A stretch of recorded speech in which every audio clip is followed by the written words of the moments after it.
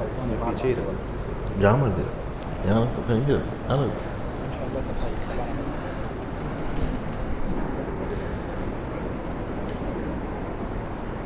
آ جائے میرے ساتھی قریب قریب تشریف لائیں.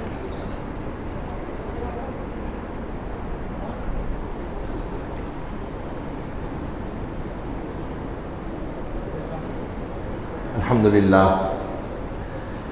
للہ رب العالمین والعاقبۃ للمتقین والصلاة والسلام علی رسولہ محمد وآلہ وصحبہ اجمعین. نحمدہ ونستعینہ ونستغفرہ ونؤمن بہ ونتوکل علیہ ونعوذ باللہ من شرور انفسنا ومن سیئات اعمالنا. من یہدہ اللہ فلا مضل لہ ومن یضللہ فلا ہادی لہ. ونشهد ان لا الہ الا اللہ وحدہ لا شریک لہ ونشهد ان سیدنا مولانا محمدا عبدہ ورسولہ. اما بعد.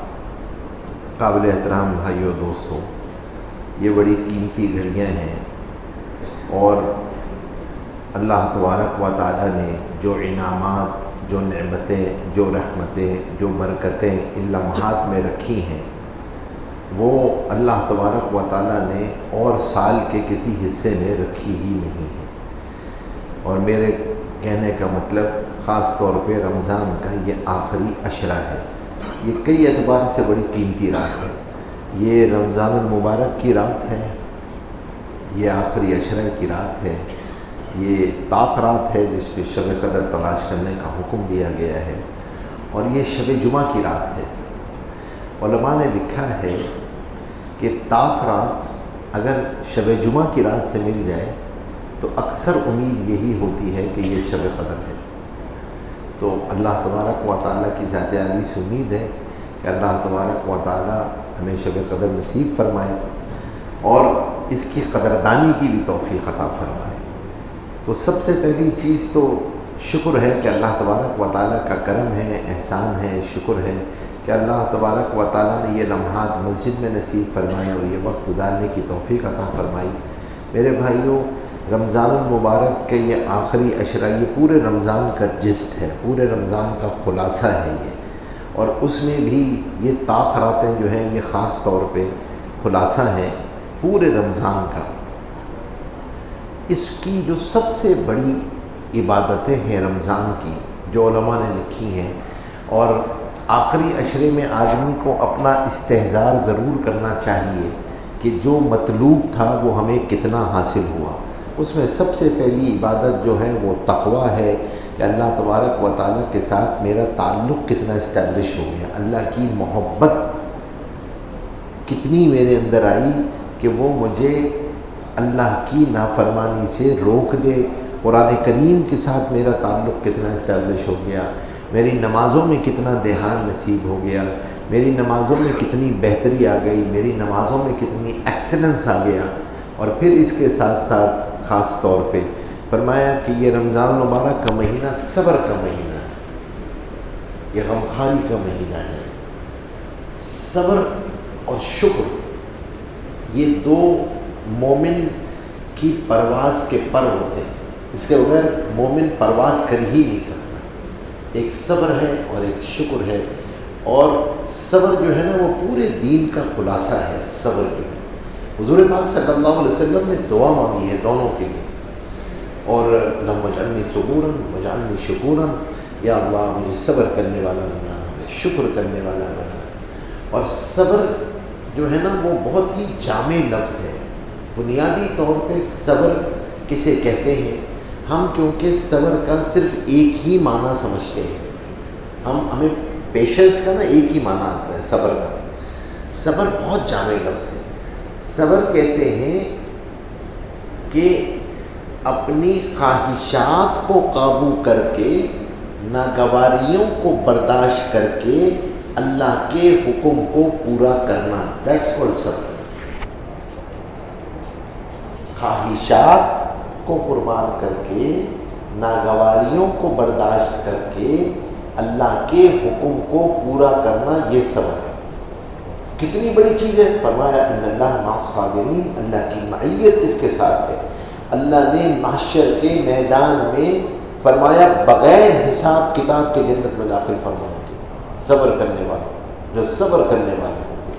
اللہ تبارک و تعالیٰ نے کامیاب لوگوں کی ایک صفت صبر بھی بیان کی ہے، ہم پڑھتے رہتے ہیں، ہمیں سب کو یاد ہے سورہ والعصر، اللہ تبارک و تعالیٰ نے کہ سب نقصان میں ہے، کامیاب لوگ کون ہیں؟ الا الذین آمنوا وعملوا الصالحات وتواصوا بالحق وتواصوا بالصبر، کہ وہ صبر کی تلقین کرنے والے اور وہ اپنی خواہشات کو، جو انسان کے اندر اس کی خواہشات آ رہی ہوتی ہیں، جو نفس کی خواہشات ہیں، ان کو قابو کرتا ہے اور ان کو قابو کر کے ناگواریوں کو، جب خواہش کو قابو کرے گا تو تھوڑی سی ناگواری آئے گی، اس کو برداشت کرتا ہے اور اللہ کے حکم کو پورا کرتا ہے۔ اس میں بنیادی طور پہ صبر خاصہ ہوتا ہے ابتداءً مائنڈ سیٹ، پھر یہ ایٹیٹیوڈ بنتا ہے اور پھر یہ بیہیویئر بنتا ہے، but initially it is mind set.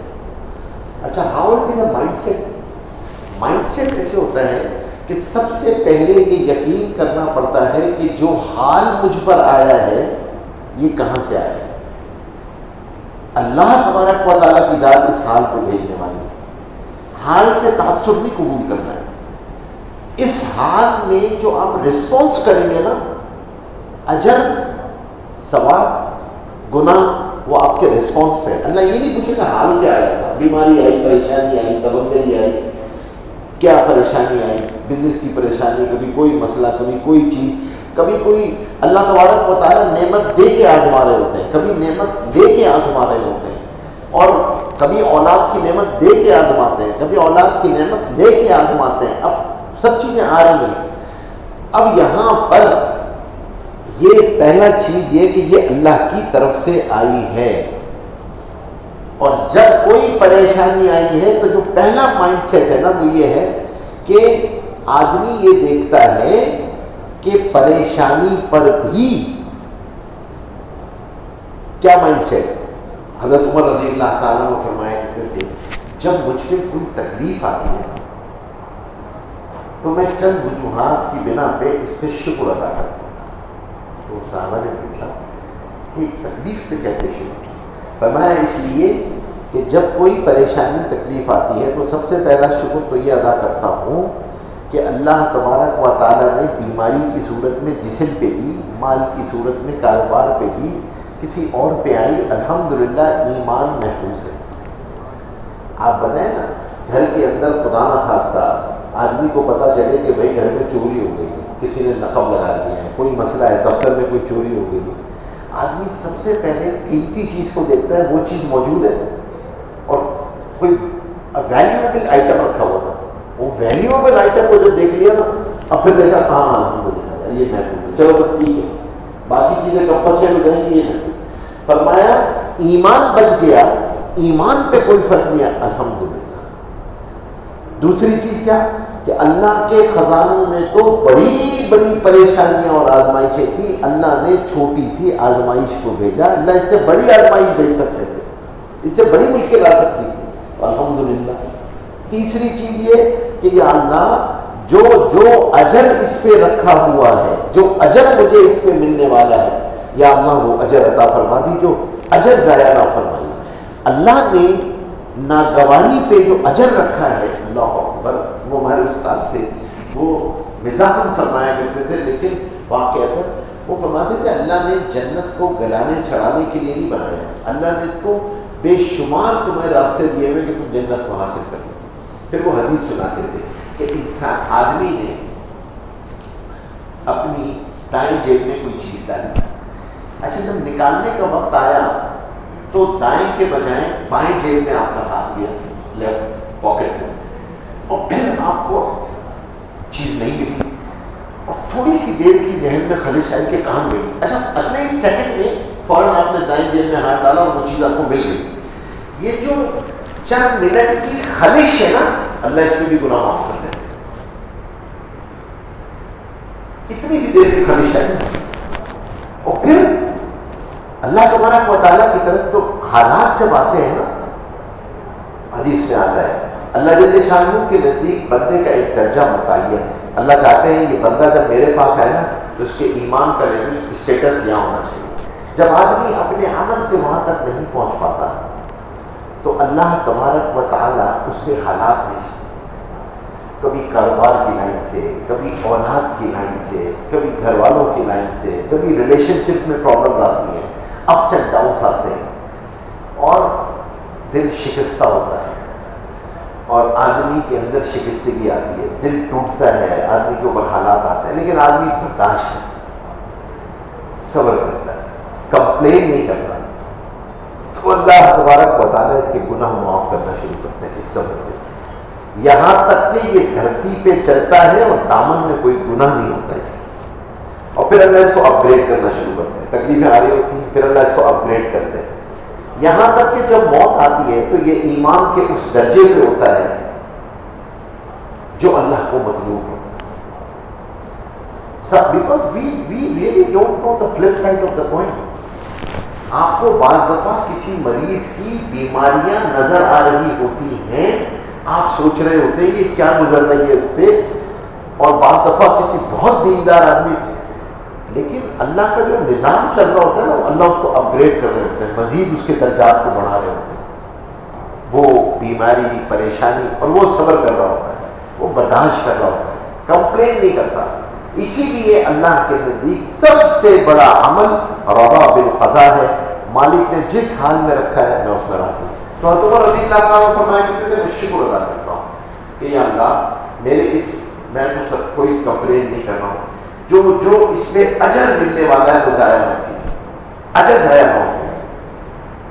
اسی لیے فرمایا ایک حدیث میں آتا ہے کہ جب آدمی برداشت کرتا ہے تکلیفوں کو، ناگواریوں کو، تو اللہ تبارک و تعالیٰ جو اس پہ درجات عطا فرماتے ہیں، تو یہ جنت میں داخل ہوگا اور فرشتے اس کو محلات دکھائیں گے اور یہ پوچھے گا میرا کس عمل کا بدلہ ہے، تو فرشتے کہیں گے یہ تیرا ناگواریوں پہ صبر کرنا ہے، برداشت کرنا ہے، تو نے ناگواریوں کو برداشت کیا.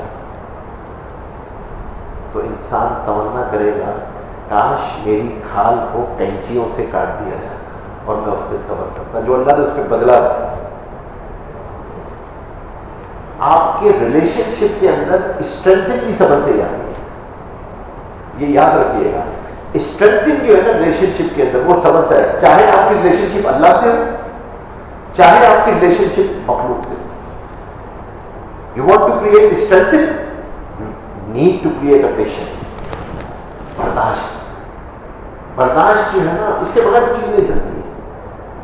آپ نے اس کو اپنی، کیونکہ اندر کا جو نفس ہے نا، خواہشات ہیں، وہ اس کے تحت اگر آپ چلیں گے تو ریلیشن شپ اسٹیبلش ہی نہیں ہو سکتی. رمضان اس کی مشق ہے کہ ناگواریوں کو برداشت کرنا ہے، ناگواریوں کو برداشت کرنا ہے. صبر میں سب سے پہلی جو صبر کی سب سے پہلا صبر ہے، جو سب سے افضل صبر ہے، وہ ہے صبر علی الطاعات، نیکیوں پہ صبر کرنا.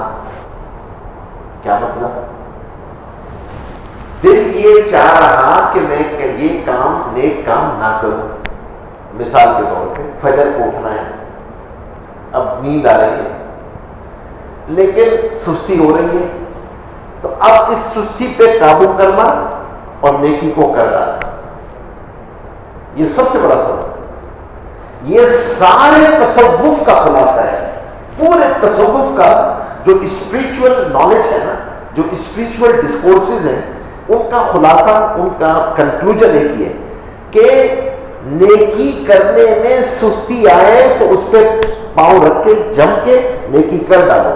گناہ کرنے کا دل چاہ رہا تو اس پہ صبر کر کے برداشت کرو اور گناہ سے بچ جاؤ. بس دس از آل تصوف، اور کوئی ڈیفینیشن ہی نہیں ہے تصوف. یہ ذرا سی بات ہے جو خلاصہ ہے پورے تصوف، اینڈ اٹس آل صبر، نتھنگ ایلس.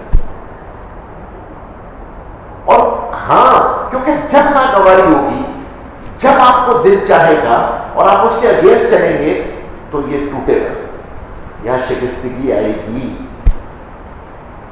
دل ٹوٹے گا. اور یہ اللہ کے نزدیک جب یہ ٹوٹتا ہے نا تو پھر اللہ کے نزدیک اس کا درجہ، اس لیے تو وہ ہے نا کہ تو بچا بچا کے نہ رکھ اسے، یہ آئینہ ہے وہ آئینہ جو شکستہ ہو تو عزیز تر ہے نگاہ آئینہ صاحب. یہ جو دل کی شکستگی ہے نا، جب پریشانی آتی ہے اور آدمی اس پہ خواہش ہوتی ہے یوں کر لوں یوں کر لوں یوں کر لوں، پرانے نہیں ہے، اللہ کو پسند ہے۔ یا یہ کہ نیکی کرنے کا دل چاہ رہا ہے اور آدمی جو ہے وہ پھر یہ کہ نہیں یار بعد میں کر لیں گے، یہ